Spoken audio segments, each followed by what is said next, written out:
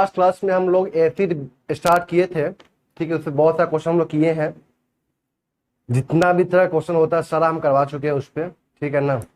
तो अब next topic हम लोग पढ़ने जा रहे हैं, इसी के अंदर का टॉपिक है ऑर्थो इफेक्ट, जो कि बहुत इंपॉर्टेंट टॉपिक है, ठीक है ना। ऑर्थो इफेक्ट से क्वेश्चन आते हैं, और जब भी आता है एसिड बेस से क्वेश्चन आता है तो ऑर्थो इफेक्ट जरूर उसमें शामिल करता है।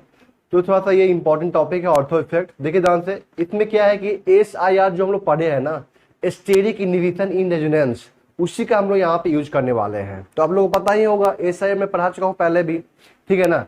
देखिए ध्यान से, यहाँ पे ऑर्थो इफेक्ट के बारे में हम लोग बात करने जा रहे हैं यहाँ पे। Ortho effect, ortho effect in benzoic acid, ठीक है। ऑर्थो इफेक्ट किसमें? बेंजोइक एसिड में। अब देखिए ध्यान से, यहाँ पे आप लोग को पता है कि बेंजोइक एसिड क्या होता है। तो बेंजोइक एसिड क्या होता है? आपका बेंजीन है यहाँ पे, और बेंजीन पे क्या लगा होगा? यहाँ पे COH, तो इसको क्या बोलते हैं हम लोग? Benzoic acid. अब देखिए ध्यान से, यहाँ पे ये जो बेंजोइक एसिड है ना, इसके अगर ऑर्थो पोजिशन पे अगर यहाँ पे हम लोग कोई एक ग्रुप लगा दे, ठीक है ना, तो उसकी वजह से यहाँ पे क्या होगा? उस एसिड का एसिडिक स्ट्रेंथ बढ़ेगा घटेगा, अपने पैरा वाले या मेटा वाले से या बेंजोइक एसिड से क्या होगा, वही हम लोग यहाँ पे देखने जा रहे हैं। तो देखिए ध्यान से, यहाँ पे जो यहाँ पे Ka ऑर्डर आएगा, K मतलब एसिडिक स्ट्रेंथ का ऑर्डर। देखिए ध्यान से, यहाँ पे अगर हम लोग यहाँ पे बेंजोइक एसिड है, अगर इस बेंजोइक एसिड के ऑर्थो पोजीशन पे कोई एक ग्रुप लगा दे, क्या ग्रुप लगा दे किस पे? ऑर्थो पोजीशन पे, तो इसका जो एसिडिक स्ट्रेंथ होता है ना, वो क्या होता है? ज्यादा होता है अपने पैरा वाले से, मेटा वाले से, आ रही बात समझ में? अपने पैरा वाले से, या यहाँ पे क्या होगा आपका? मेटा वाले से, या बेंजोइक एसिड से, या क्या होगा यहाँ पे? बेंजोइक एसिड से, ठीक है। कहने मतलब क्या है कि यहाँ पे जो ग्रुप होगा ना, ये ग्रुप क्या होगा? आइदर इलेक्ट्रॉन विड्रॉइंग ग्रुप और इलेक्ट्रॉन डोनेटिंग ग्रुप। अब कहेंगे सर यहाँ पे अगर इलेक्ट्रॉन डोनेटिंग ग्रुप होगा तो इसका तो एसिडिकेशन कम हो जाना चाहिए, बट यहाँ पे इसका क्या होगा? एसिडिकेशन क्या होगा? ज्यादा होगा, ठीक है ना, इस सब पे कंपेयर में। अब देखिए यहाँ पे ऐसा क्यों होता है, सुनिए यहाँ पे। तो मान लेते हैं यहाँ पे इस ग्रुप की जगह पे मान लीजिए कोई यहाँ पे क्या लगा हुआ है? इलेक्ट्रॉन डोनेटिंग ग्रुप लगा हुआ है, ठीक है ना। और यहाँ पे क्या लगा? आपका इलेक्ट्रॉन विथड्रॉइंग ग्रुप लगा हुआ है। अरे बात समझिए मैं क्या बोल रहा हूँ यहाँ पे, कि तो यहाँ पे क्या लगा? आपका इलेक्ट्रॉन डोनेटिंग ग्रुप लगा हुआ है, और यहाँ पे क्या लगा? आपका इलेक्ट्रॉन विथड्रॉइंग ग्रुप लगा हुआ है। तब भी इसका क्या होगा? एसिडिक स्ट्रेंथ क्या होगा? यहाँ पे ज्यादा होगा। अब क्यों ऐसा होता है मैं बताता हूँ चीज को। इश्यू क्या बोलते हैं हम लोग? Ortho effect. क्या बोलते हैं हम लोग? Ortho effect. अब देखिए जानते हैं यहाँ पे क्या हम लोग लिखेंगे यहाँ पे इसका डेफिनेशन ऑर्थो इफेक्ट का। देखिए जानते हैं यहाँ पे कि when a group is present at the ortho position, when a group is present at the ortho position of benzoic acid,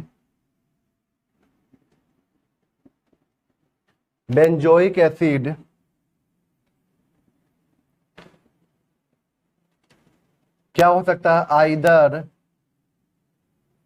electron donating group और electron withdrawing group, then it generally increases the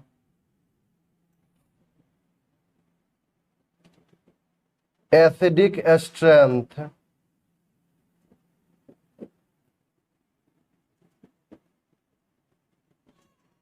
as compared to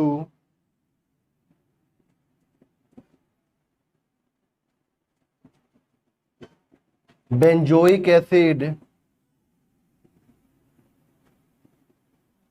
as well as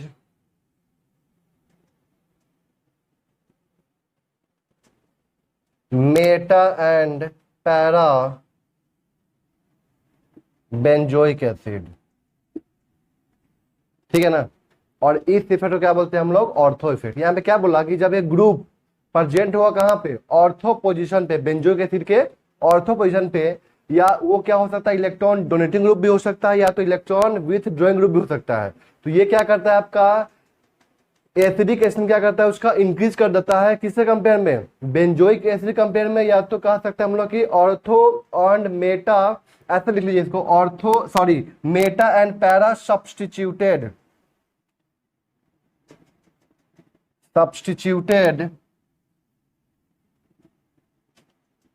benzoic acid.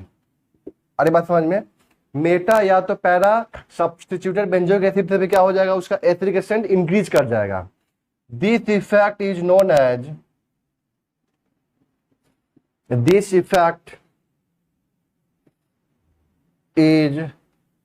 Known as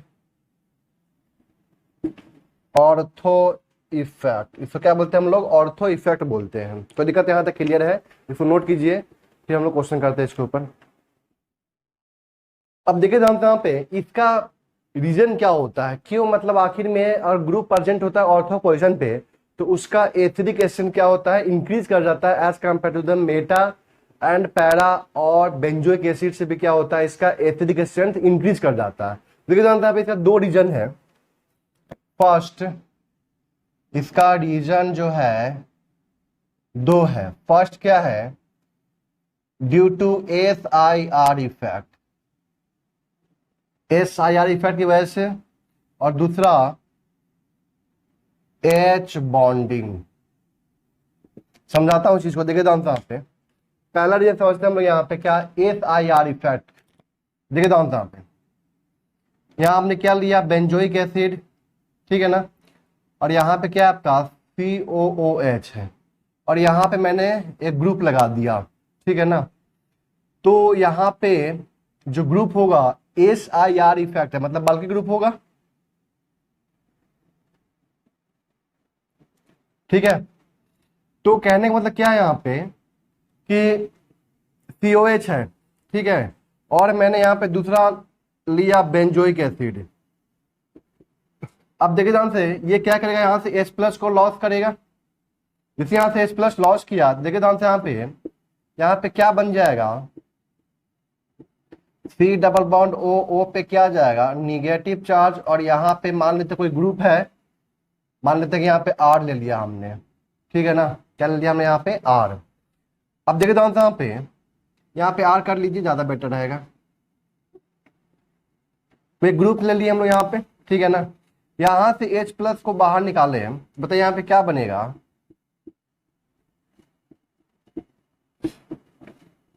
यही बनेगा। अब देखिए ध्यान से यहाँ पे क्या होगा, आपका रिपल्सन होगा। अब देखिए ध्यान से यहाँ पे क्या होगा, SIR होगा। SIR समझते हैं ना, एस्टेरिक इनहिबिशन इन रेजोनेंस, इसको क्या बोलते हैं हम लोग, एस्टेरिक इनहिबिशन इन रेजोनेंस। मतलब जो ग्रुप यहाँ पे ऑर्थो पोजीशन पे जो ग्रुप आया है, ठीक है ना, दोनों के दोनों क्या है, आपके बल्कि ग्रुप है, तो क्या होता है वहां पे रिपल्सन होता है। तो रिपल्सन की वजह से क्या होगा कि ये जो ग्रुप है, रिपल्सन की वजह से क्या होता है कि अनस्टेबिलिटी बढ़ती है वहां पे। तो अनस्टेबिलिटी को मिनिमाइज करने के लिए, या कह सकते हैं कि स्टेबिलिटी को मैक्सिमाइज करने के लिए, ग्रुप क्या करता है, उस प्लेन को छोड़ के वो बाहर की तरफ बाहर निकल जाता है, बाहर की तरफ निकल जाता है, ठीक है ना। तो कहने का मतलब क्या है कि अगर COH और बेंजीन अगर ये पूरा प्लेन में है तो रेजोनेंस हो जाएगा आसानी से, कोई दिक्कत नहीं होगी। लेकिन अगर ये COH ग्रुप सोचिए, अगर ये बाहर की तरफ आ गया ऐसे तो परपेंडिकुलर हो गया, और रेजोनेंस वहीं तक होता है ना जहां तक क्या होता है, आपका मॉलिक्यूल क्या होता है, प्लेनर होता है। अगर प्लेनरिटी जैसी लॉस किया तो फिर वहां पे रेजोनेंस नहीं हो पाता है, ये तो पता है सबको। तो ये ग्रुप क्या होता है कि इसे प्लेन को छोड़ के वो क्या होता है, बाहर की तरफ निकल जाता है। किस वजह से, तो SIR इफेक्ट की वजह से, ठीक है ना। क्योंकि यहाँ पे क्या हुआ, आपका स्टेरिक रिपल्सन हुआ।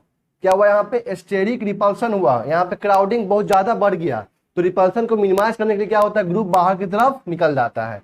तो ये समझते हैं हम लोग क्या कि ये जो ग्रुप है ना वो क्या है आपका बाहर की तरफ आ चुका है। सपोज कर लेते हैं इसको, अगर ये बाहर की तरफ आ चुका है तो मतलब यहाँ पर रेजोनेंस नहीं होगा।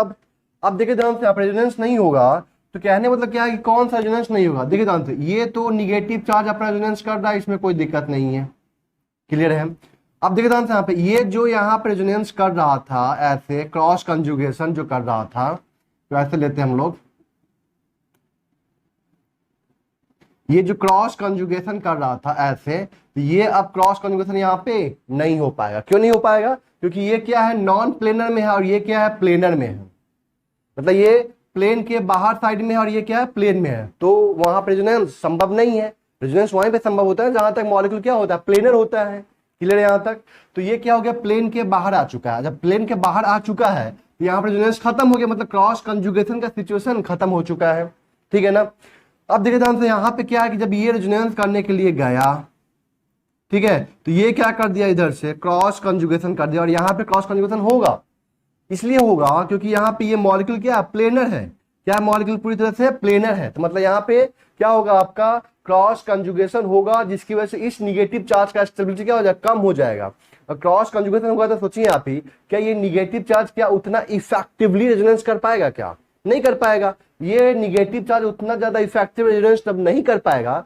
तो कहने का मतलब क्या है कि इस निगेटिव चार्ज का रेजोनेंस कम हुआ, इसका मतलब उसका स्टेबिलिटी भी कम होगा। हमारी बात समझ में, जितना ज्यादा वो रेजोनेंस करेगा, हम लोग बोलते क्या है कि निगेटिव चार्ज उतना ज्यादा क्या हो, कोई भी चार्ज क्या होता है ज्यादा स्टेबल होता है, और ये रेजोनेंस ही कम कर रहा है, मतलब ये यहाँ से यहाँ डीलोकलाइज बहुत कम कर रहा है, बहुत कम यहाँ पे आ पा रहा है, इसका मतलब ये यही प्रेजेंट है, तो ये क्या होगा हाईली अनस्टेबल होगा। हम लोग बोल सकते हैं यहाँ पे कि यहाँ पे ओ पे जो निगेटिव चार्ज है वहां पे डेंसिटी ज्यादा है, तो ये क्या करेगा तुरंत H+ को लपक लेगा और फिर वापस ये बना दे कार्बोक्सिलिक एसिड। तो यहाँ पे ऐसा क्या हो जाएगा एसिडिक स्ट्रेंथ क्या हो जाएगा कम हो जाएगा। बट यहाँ पे ऐसा काम नहीं होगा कि जैसे यहाँ से H+ बाहर निकलेगा तो ये निगेटिव चार्ज क्या है हाईली स्टेबलाइज्ड है। तो यहाँ पे क्या बोलेंगे कि negative charge is highly stabilized due to high resonance. और यहाँ पे क्या बोलते हैं हम लोग, बोल सकते हैं हम लोग यहाँ पे क्या होगा आपका टू इक्विवेलेंट रेजोनेटिंग स्ट्रक्चर बनेगा। यहाँ पे क्या बनेगा आपका टू इक्विवेलेंट रेजोनेटिंग स्ट्रक्चर का फॉर्मेशन होगा। और ये निगेटिव चार्ज रेजोनेंस कहाँ पे आएगा ऑक्सीजन एटम के ऊपर आएगा, और जितना ज्यादा वो मोर इलेक्ट्रोनिगेटिव एटम के ऊपर आएगा निगेटिव चार्ज, वो उतना ज्यादा क्या होता है स्टेबल होता है। तो ये ज्यादा स्टेबल होगा, ये क्या होगा आपका कम स्टेबल होगा। हम लोग एसिडिक एसिड कैसे चेक करते हैं stability of the anion, anion जितना ज्यादा स्टेबल होगा हम लोग बोलते हैं कि उसका एसिडिक स्ट्रेंथ उतना ही क्या होगा ज्यादा होगा। ये ज्यादा स्टेबल है, ये क्या है लेस स्टेबल, ये क्या है आपका लेस स्टेबल। अब कहेंगे सर कल तो आप बता रहे थे कि ये आपका sp2 है, sp2 है तो ये तो वहां पे क्रॉस कंजुगेशन नहीं होगा। अब वहां पे क्या था अल्काइल एंड एराइल था, तो वहां पे sp2 और sp3 था, क्या था यहाँ पे, और यहाँ पे दोनों के दोनों क्या है कार्बन sp2 ही है। तो sp2 से हम डिसाइड नहीं कर पाए, sp2 और सोचो सेम ही है sp2 है तो सेम है, तो डिसाइड कैसे कर पाओगे फिर यहाँ पे नहीं कर पाएंगे यहाँ पे डिसाइड sp2 से। वहां पे क्या था कि sp2 sp3 था, डिसाइड कर लिए थे कि sp2 का इलेक्ट्रोनिगेटिविटी क्या होता है ज्यादा होता है एज कंपेयर टू sp3, इसलिए वहां पे हम डिसाइड कर पा रहे थे। बट यहाँ पे डिसाइड नहीं कर पाएंगे किसके अकॉर्डिंग sp2 के अकॉर्डिंग। तो फिर हम लोग कैसे डिसाइड करेंगे इसको क्रॉस कंजुगेशन से डिसाइड करेंगे, क्लियर है यहाँ तक। तो हम यहाँ पे क्या बोलेंगे कि थे ऑर्थो सब्स्टिट्यूटेड, इसको क्या बोलेंगे हम लोग ortho substituted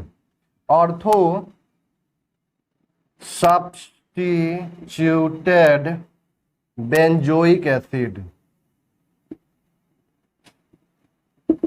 ortho substituted benzoic acid is more acidic due to the what due to the formation of two equivalent resonating structure, या हम लोग बोल सकते हैं कि due to the stability of the negative charge, ठीक है ना, due to the high stability of the negative charge, ठीक है ना, क्लियर है यहाँ तक। क्योंकि यहाँ पे जो ग्रुप है वहां ये ग्रुप जो है यहाँ पे ये मतलब ये निगेटिव चार्ज इसलिए ज्यादा स्टेबल है क्योंकि ये जो ग्रुप है वो क्या हो चुका है, एस आई आर की वजह से। किसकी वजह से? एस आई आर की वजह से ये ग्रुप क्या हो चुका है, म्यूचुअली परपेंडिकुलर आ चुका है, जिसकी वजह से यहाँ पे इस ये जो क्या बोलते हैं, ये जो बेंजीन रिंग है ये इसके साथ में क्रॉस कंजुगेशन नहीं कर पाएगा। ये जैसे यहाँ से रेजोनेंस कर रहा है तो इधर से ये क्रॉस कंजुगेशन नहीं कर पा रहा है क्योंकि ये जो मॉलिक्यूल है वो कंप्लीट प्लेनर मॉलिक्यूल नहीं है। और रेजोनेंस वहीं तक होता है जहां पे आपका मॉलिक्यूल क्या है, आपका प्लेनर है। जैसे ही प्लेनेरिटी खत्म होता है तो फिर वहां पर रेजोनेंस नहीं हो पाता है। तो ये तो हो चुका है नॉन प्लेनर, वो तो ऐसे आ चुका है, बाहर की तरफ आ चुका है। और ये जो बेंजीन है वो क्या प्लेन में है, इसलिए ये पाई इलेक्ट्रॉन जो है ना, पाई बॉन्ड जो है इसके साथ में कंजुगेशन में नहीं हो पाएगा। आगे बात समझ में? यहां तक बताए थे आप लोगों की बताए थे आप लोगों को क्या कि अगर कंजुगेशन होगा तो जरूरी नहीं कि तो वहां पर रेजोनेंस होगा। कंजुगेशन होगा तो जरूरी नहीं है कि तो वहां पर रेजोनेंस होगा, लेकिन अगर जहां पर रेजोनेंस हो रहा है तो इसका मतलब साफ है कि तो वहां पे कंजुगेशन है। अरे बात समझ में आता है? क्लियर है? तो यहाँ पे कंजुगेशन है लेकिन यहाँ पे रेजोनेंस नहीं होने वाला है। कोई दिक्कत? यहाँ तक देख रहे हैं ना, पाई सिग्मा पाई कंजुगेशन है बट यहाँ पे रेजोनेंस नहीं होगा। क्यों नहीं होगा? क्योंकि ये मॉलिक्यूल प्लेनर नहीं है। ये इतना पार्ट जो है ना, इतना ग्रुप ये नॉन प्लेनर है। कोई दिक्कत? यहाँ तक क्लियर है? तो यहाँ पे सिंपल सा क्या हुआ कि ortho substituted benzoic acid is more acidic due to the SIR effect. अरे बात समझ में? अब SIR इफेक्ट क्या होता है बताए हुए हैं ना, कि SIR इफेक्ट में क्या होता है कि रिपल्सन की वजह से, ठीक है ना, रिपल्सन की वजह से जो ऑर्थो पोजिशन पे जो ग्रुप होते हैं ना वो क्या करता है, म्यूचुअली परपेंड मतलब प्लेन के बाहर चला जाता है रिपल्सन को मिनिमाइज करने के लिए। उस इफेक्ट को क्या बोलते हैं हम लोग? SIR effect. मतलब स्टेरिक इनहिबिशन इन रेजोनेंस का मतलब क्या हुआ, स्टेरिक क्राउडिंग की वजह से रेजोनेंस में रुकावट। इनहिबिशन का मतलब होता है रुकावट, ठीक है ना। स्टेरिक क्राउडिंग की वजह से, स्टेरिक क्राउडिंग की वजह से, ठीक है ना, रेजोनेंस में रुकावट। तो ये स्टेरिक क्राउडिंग है तो यहाँ पर रेजोनेंस में क्या हो गया, रुकावट हो गया ना। क्लियर है यहाँ तक? आरी बात समझ में? तो इसको नोट कीजिए, हम इस पर क्वेश्चन करेंगे। अभी नहीं सॉरी, अभी एक और बताते हैं, एच बॉन्डिंग का बताते हैं रीजन, ठीक है ना। तो फिर नोट कीजिए। अब देखिए जानते यहाँ पे ortho effect due to H bonding, ठीक है, ortho effect due to H bonding. तो देखिए जानते हैं यहाँ पे, मान लेते हैं यहाँ पे क्या,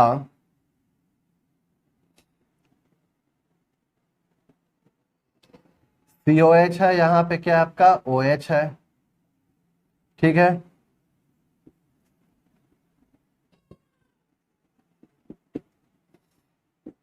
यहां से H+, ये वाला H+ बाहर निकला,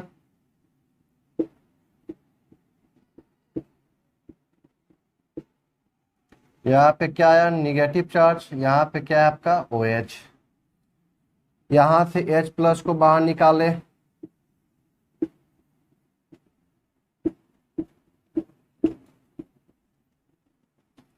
अब बताइए सोच के आपके यहाँ पे जो निगेटिव चार्ज बना है, यहाँ पे जो निगेटिव चार्ज बना है, ठीक है ना, यहाँ पे देखिए ध्यान से, यहाँ पे H है ना यहाँ पे, तो क्या ये H इसके साथ में इंट्रामॉलिक्यूलर H बॉन्डिंग कर सकता है? यहाँ पे क्या होगा, डेल्टा पॉजिटिव होगा, तो यहाँ पे क्या हो जाएगा, इंट्रामॉलिक्यूलर H बॉन्डिंग। तो यहाँ पे रिंग कितने मेंबर का बन रहा है, तो 1 2 3 4 5 6। यहाँ पे बोल सकते हैं कि यहाँ पे क्या बन रहा है आपका, intra molecular H bonding with 6 membered ring, with 6 membered ring. मतलब ये क्या हम लोग बोल सकते हैं कि दिस इज मोर स्टेबल। क्या बॉन्ड बन गया ना सीधे, और यहाँ पे कोई बॉन्डिंग का चांस ही नहीं है, तो ये क्या होगा आपका लेस स्टेबल। तो दिक्कत यहाँ तक क्लियर है? अरे बात समझ में? ध्यान रखना, यहाँ पे क्या हो गया आपका, बॉन्ड बन गया। जब भी बॉन्ड का फॉर्मेशन होता है तो एनर्जी क्या होता है, रिलीज करता है। तो इसलिए यहाँ से एनर्जी क्या होगा, रिलीज करेगा आपका, और इसलिए क्या होगा आपका ज्यादा स्टेबल होगा। यहाँ पे negative charge is more stable. हम लोग यहाँ पे क्या बोल सकते हैं कि negative charge is more stable. Negative charge क्या है यहाँ पे, बहुत ज्यादा स्टेबल है। कोई दिक्कत यहां तक क्लियर है? अब देखिए जानते हैं यहाँ पे, अगर यहां पे आपको कंपेयर करने के लिए आ जाए कि acidic strength due to SIR and acidic strength due to H bonding, बताइए किसका ज्यादा होगा? तो जाहिर सी बात है कि acidic strength due to the H bonding क्या होगा, ज्यादा होगा। क्यों ज्यादा होगा बाबू, सोच को बताओ। इसलिए ज्यादा होगा क्योंकि यहाँ पे तो बॉन्ड बन रहा है, यहाँ पे तो कोई रिपल्सन हो नहीं रहा है, लेकिन इस केस में क्या हो रहा है, आपका रिपल्सन हो रहा है। और जब भी रिपल्सन होता है तो सिस्टम का स्टेबिलिटी सिस्टम का एनर्जी क्या होता है, वो बढ़ जाता है। और जब भी एनर्जी बढ़ेगा तो स्टेबिलिटी क्या हो जाएगा, घट जाएगा वहां पे। क्लियर है यहाँ तक? लेकिन यहाँ पे जब भी बॉन्ड बनेगा तो सिस्टम का एनर्जी क्या होगा, रिलीज करेगा। एनर्जी कम होगा, एनर्जी कम होगा तो वो चीज क्या होगा, ज्यादा स्टेबल होगा। यहाँ तक क्लियर है बातें? ठीक है ना? इसलिए क्या होगा कि इसे acidic strength due to the H bonding is more than the acidic strength due to the SIR effect. कोई दिक्कत यहां तक क्लियर है? अरे बात समझ में, इसको नोट कीजिए। अब देखिए जानते हैं यहाँ पे, सुनिए जानते हैं यहाँ पे, जो एसिडिक स्ट्रेंथ होगा ना Ka, ठीक है ना, ये क्या होगा आपका directly proportional to the SIR effect. ठीक है ना? क्या होगा यहाँ पे, SIR इफेक्ट के क्या होगा, डायरेक्टली प्रोपोर्शनल होगा। और जो SIR इफेक्ट होता है वो किसका प्रोपोर्शनल होता है, size of the group. Size of the group के क्या होगा, डायरेक्टली प्रोपोर्शनल होगा। तो देखिए जानते हैं यहाँ पे, ऐसा कहने का मतलब क्या है यहाँ पे, कि अगर सोचिए जो ऑर्थो पे ग्रुप लगा हुआ है उसका साइज क्या करे, इंक्रीज कर रहा है धीरे धीरे। ठीक है ना? साइज क्या हो रहा है वहां पे, इंक्रीज कर रहा है। तो जाहिर सी बात है जब साइज इंक्रीज करेगा तो रिपल्सन भी तो इंक्रीज करेगा। और रिपल्सन जितना ज्यादा इंक्रीज करेगा तो जो COH ग्रुप है वो उतना ज्यादा क्या होगा, म्यूचुअली परपेंडिकुलर प्लेन में आ जाएगा। उतना ज्यादा क्या होगा, परपेंडिकुलर आ जाएगा। वो जितना ज्यादा परपेंडिकुलर आएगा, ठीक है ना, जितना ज्यादा क्या होगा, परपेंडिकुलर होगा, रेजोनेंस का चांस उतना ही क्या होगा, कम होगा। और उसका बोलेंगे कि उसका स्टेबिलिटी उतना ही क्या होगा, ज्यादा होगा। मतलब क्रॉस कंजुगेशन का चांस उतना ही कम होगा। क्रॉस कंजुगेशन से क्या होता है, वहां पे स्टेबिलिटी कम हो रहा था ना निगेटिव चार्ज का, तो क्रॉस कंजुगेशन को हमें रोकना है।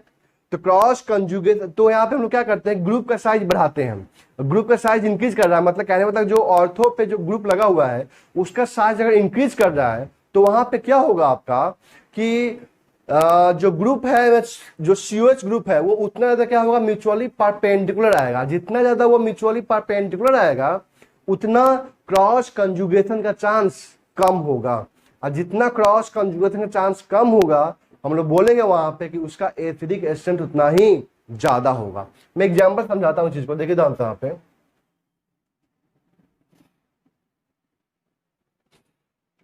देखिए जानते हैं यहाँ पे, COH लिए हम यहाँ पे क्या लिए, CH3,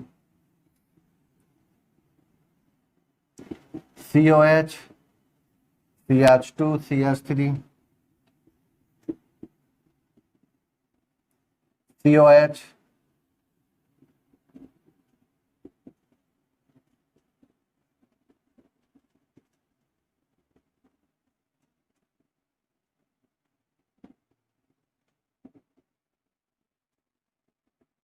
अब देखिए जानते हैं यहाँ पे, तो इसका जो साइज है वो क्या छोटा है, मतलब कहने मतलब क्या है कि धीरे धीरे क्या हो रहा है कि ग्रुप का साइज इंक्रीज कर रहा है। अगर ग्रुप का साइज इंक्रीज करेगा तो SIR इफेक्ट इंक्रीज करेगा।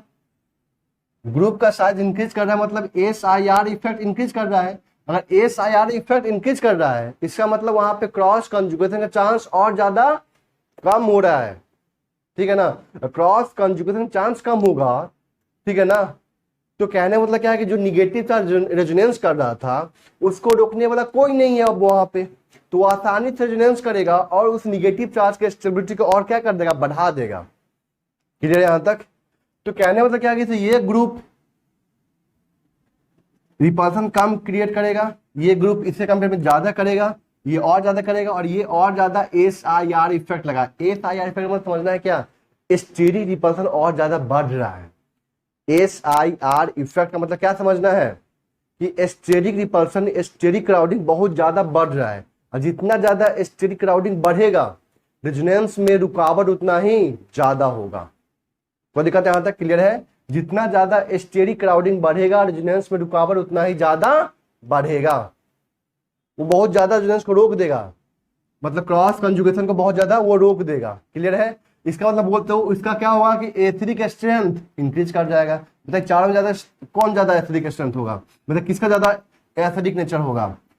लास्ट वाले का, फोर्थ वाले का, फिर 3, फिर 2, फिर 1। तो यहाँ पे मैंने एग्जांपल लिया, सपोज करते हैं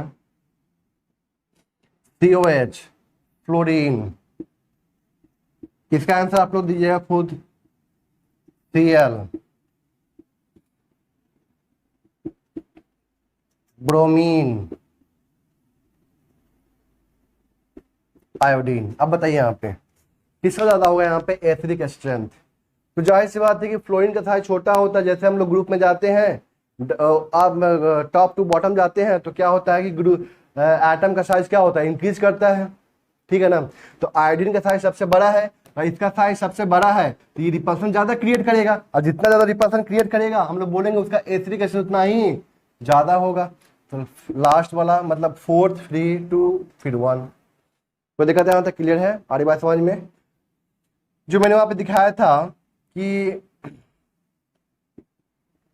यहाँ पे OH है और यहाँ पे क्या है आपका CH3, इस दोनों में किसका ज्यादा होगा एसिडिक एसिड, बताइए। तो ये क्या है आपका acidic strength ortho effect due to the what, H bonding, और ये क्या है आपका ortho effect due to the SIR effect, ठीक है ना। इसका मतलब बताया था जस्ट ना कि यहाँ पे बॉन्ड का फॉर्मेशन था, यहाँ से H+ बाहर निकला, निगेटिव आया, क्या कर लेगा यहाँ पे H बॉन्डिंग का फॉर्मेशन कर लेगा, और जब भी बॉन्ड का फॉर्मेशन होता है तो एनर्जी रिलीज करता है, स्टेबिलिटी बढ़ती है, तो ये क्या होगा ज्यादा एसिडिक हो जाएगा। तो दिक्कत यहाँ तक क्लियर है? इसको नोट कीजिए, हम लोग क्वेश्चन करने जा रहे हैं।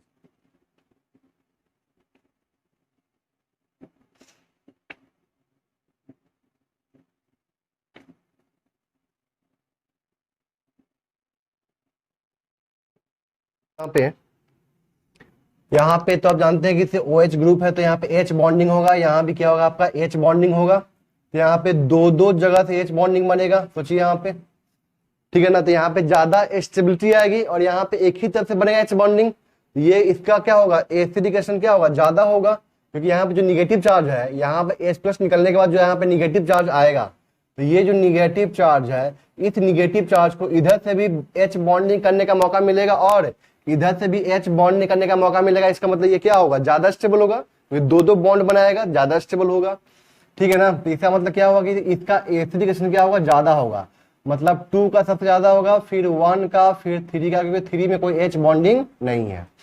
अब देखते हैं यहाँ पे तो H बॉन्डिंग हो जाएगा, बट यहाँ पे क्या है SIR इफेक्ट है, इसलिए इसका ज्यादा हो जाएगा, ठीक है। यहाँ पे देखते हैं यहाँ पे क्या है SIR इफेक्ट है, इसका मतलब फर्स्ट वाले का क्या होगा ज्यादा होगा, आंख बंद करके कर देना है, क्योंकि यहाँ पे SIR इफेक्ट होगा तो जाहिर सी बात है कि इसे यहाँ पे आपका एसिडिक स्ट्रेंथ ज्यादा होगा, चाहे यहाँ पे कोई भी ग्रुप अर्जेंट हो, इलेक्ट्रॉन डोनेटिंग ग्रुप हो, इलेक्ट्रॉन विड्रॉइंग ग्रुप हो, उसे मतलब नहीं है, तो इसका ज्यादा होगा।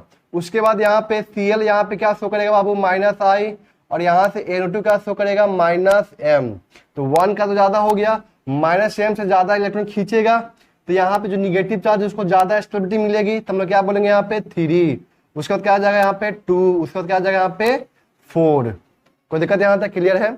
यहाँ पे ऑर्थो इफेक्ट, यहाँ पे क्या बोलेंगे हम लोग ऑर्थो इफेक्ट, ये भी ऑर्थो इफेक्ट, ये भी ऑर्थो इफेक्ट, दो जगह ऑर्थो इफेक्ट, एक जगह ऑर्थो इफेक्ट।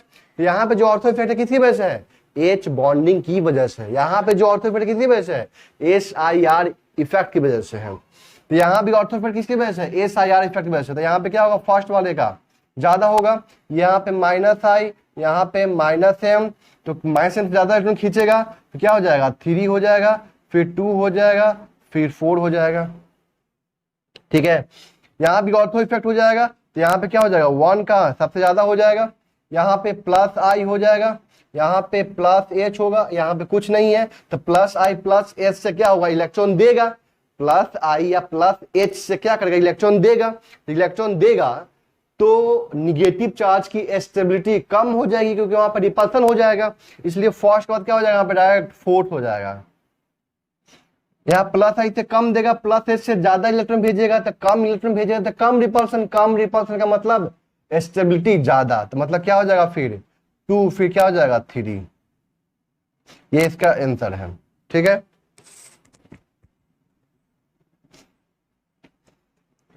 अब देखिए आंसर यहाँ पे दो दो OH ग्रुप लगा हुआ है। ठीक है, यहाँ पे एक OH ग्रुप लगा हुआ है तो जाहिर सी बात है कि थर्ड वाले का ज्यादा होगा क्योंकि यहाँ पे ज्यादा H बॉन्डिंग बनेगा, यहाँ पे एक बार H बॉन्डिंग बनेगा, यहाँ पे 2 बार H बॉन्डिंग बनेगा, तो थर्ड के बाद क्या हो जाएगा फर्स्ट।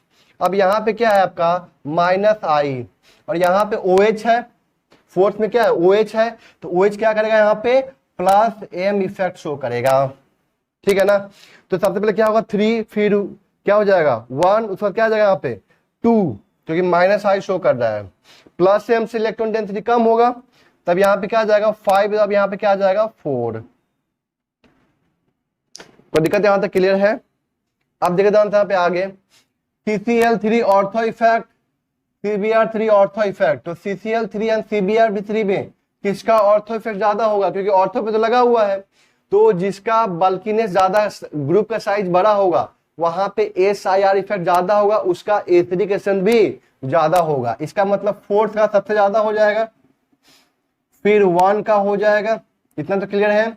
अब यहाँ पे CCl3 है, यहाँ पे क्या है CCl3, तो यहाँ से तो -I लगाएगा, यहाँ से क्या लगाएगा -H, बताया था ना, तो -H से ज्यादा इलेक्ट्रॉन खींचेगा, ज्यादा स्टेबिलिटी आएगी, तब यहाँ पे क्या आ जाएगा 3, फिर क्या आ जाएगा 2, 4 1 3 2, 4 पहले आएगा, फिर 1 आएगा, फिर 3 आएगा, फिर 2 आएगा। कोई दिक्कत है यहाँ तक। अब देखते हैं ऑर्थो इफेक्ट, भले ही ये -I शो कर रहा है बट यहाँ पे क्या है ऑर्थो इफेक्ट, इसलिए इसका क्या होगा ज्यादा हो जाएगा। अब यहाँ पे कहीं ऑर्थो इफेक्ट नहीं दिख रहा है तो NO2 क्या लगाएगा -M, CH3 क्या लगाएगा यहाँ पे +H, OCH3 O के पास में क्या है लोन पेयर ऑफ इलेक्ट्रॉन, क्या लगाएगा यहाँ पे +M लगाएगा। Cl यहाँ पे क्या शो करेगा -I शो करेगा। तब देखिए ध्यान से यहाँ पे -M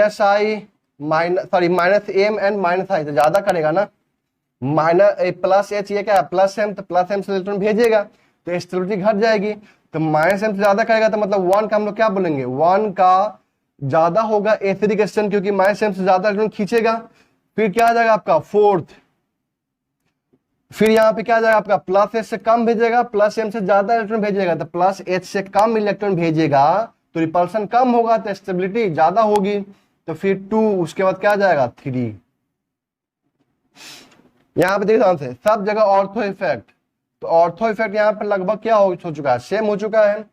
ठीक है ना, तो इसमें चेक नहीं कर पाएंगे, तब इसका हम लोग इस ग्रुप का क्या चेक करेंगे, हम लोग इफेक्ट चेक करेंगे। तो ये होगा आपका +M, सॉरी ये क्या हो जाएगा आपका यहाँ पे -M, यहाँ पे +H, यहाँ पे -M, C डबल, ये क्या है आपका C डबल बॉन्ड OCH3, तो क्या शो करता है -M शो करता है। O के पास में क्या है लोन पे इलेक्ट्रॉन, क्या शो करेगा +M शो करेगा। अब बताइए यहाँ पे तो -M वाले का ज्यादा होगा, लेकिन -M इसका NO2 का ज्यादा होता है as compared to the ketone, तो हम क्या बोलेंगे 1 ग्रेटर देन 3। अब यहाँ पे +H है +M है, तो +H से जस्ट बताया कि इलेक्ट्रॉन कम भेजता है, +M से इलेक्ट्रॉन ज्यादा भेजेगा, तो कम भेजेगा इलेक्ट्रॉन +H से तो रिपल्सन कम होगा तो स्टेबिलिटी ज्यादा होगी, तो 1 3 2 के बाद क्या आ जाएगा यहाँ पे 4। यहाँ पे चेक कीजिए, यहाँ पे सबके सब क्या है आपका +H है, ठीक है ना, ये तो खैर +H शो नहीं करेगा, तो क्या करेगा +I शो करेगा सिर्फ। ठीक है, यहाँ पे 3 अल्फा H है, 2 अल्फा H है, 1 अल्फा H है, 0 अल्फा H है। अरे बात समझ में यहाँ पे, तो कहने का मतलब क्या है यहाँ पे कि 0 अल्फा H है, इसका मतलब वो इलेक्ट्रॉन कम भेज रहा है, और कम भेज रहा है इसका मतलब क्या होगा ज्यादा स्टेबल होगा, तो 4 हो जाएगा, फिर 3, फिर 2, फिर क्या हो जाएगा 1।